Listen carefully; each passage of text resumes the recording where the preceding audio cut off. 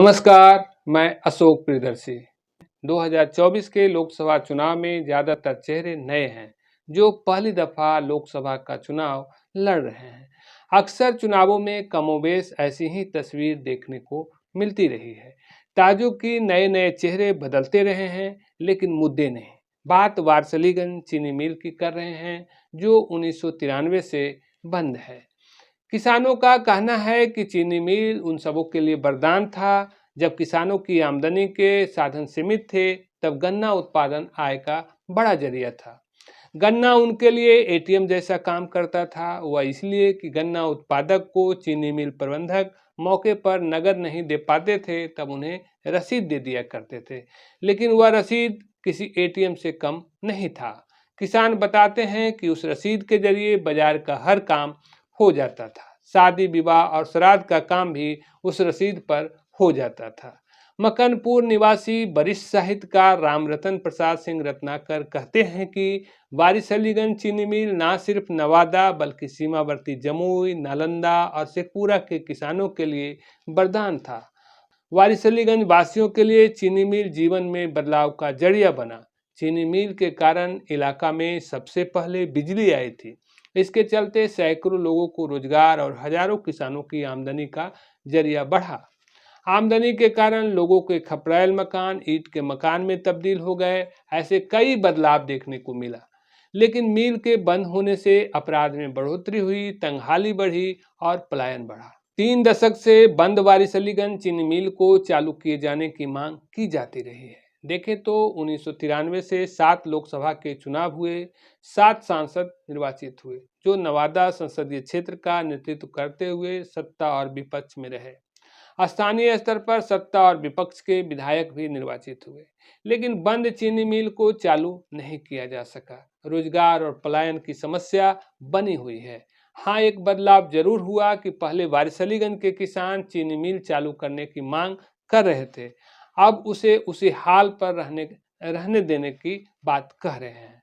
ऐसा इसलिए कि किसानों को अब चीनी मिल चालू होने की उम्मीद खत्म हो गई है। चीनी मिल की जमीन बियाडा को दे दिया गया है। बताया जा रहा है कि इस जमीन को बियाडा ने अडानी समूह को सीमेंट फैक्ट्री के लिए दे दिया है। करीब 1400 करोड़ रुपए की लागत से सीमेंट फैक्ट्री लगाए जाने की बात है। चीनी मिल के स्क्रैप को भी बेचा जा चुका है। अब यहाँ चीनी मिल के बोर्ड की जगह बिहार औद्योगिक प्राधिकार डेवलपमेंट अथॉरिटी का बोर्ड लग गया है, लेकिन किसान इससे खुश नहीं हैं। वारिसलीगंज किसान संघर्ष समिति के अध्यक्ष गणेश सिंह कहते हैं कि चीनी मिल से कई जिले के किसान लाभान्वित होते थे।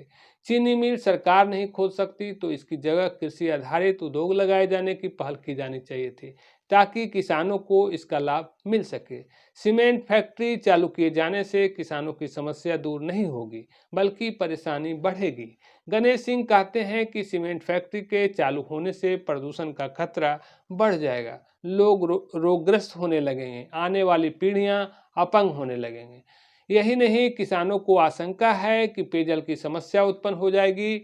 मौजूदा समय में खेती के पटवन के लिए जब बोरिंग किया जाता है, तब क्षेत्र में पेयजल की समस्या है। ऐसे में जब सीमेंट फैक्ट्री के लिए जब बड़े बड़े बोरिंग किए जाएंगे, तब पेयजल की गंभीर समस्या उत्पन्न हो जाएगी। हालांकि धरना प्रदर्शन के अलावा सरकार और प्रशासन को आवेदन देकर आग्रह करते रहे हैं।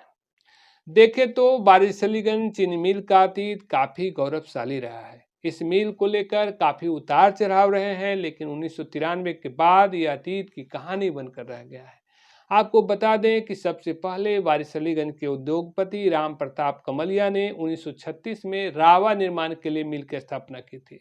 रावा निर्माण में जब मुनाफा बढ़ा, तब वारिसलीगंज के जलान परिवार ने 1938 में विष्णु जागीरी मिल की नींव रखी। बाद में इसे दूलीचंद मिल भी कहा जाने लगा। रावा कंपनियों की जब आमदनी बढ़ी, तब 1939 में गया के व्यापारी रामचंद्र प्रसाद ने वारिसलीगंज में चीनी मिल की स्थापना की थी। उन्होंने चीनी मिल के साथ बिजली निर्माण का भी प्रोजेक्ट बनाया। उसी समय लोहे के पोल वारिसलीगंज में गाड़े गए थे, लेकिन पारिवारिक विवाद के कारण चीनी मिल बंद हो गया था।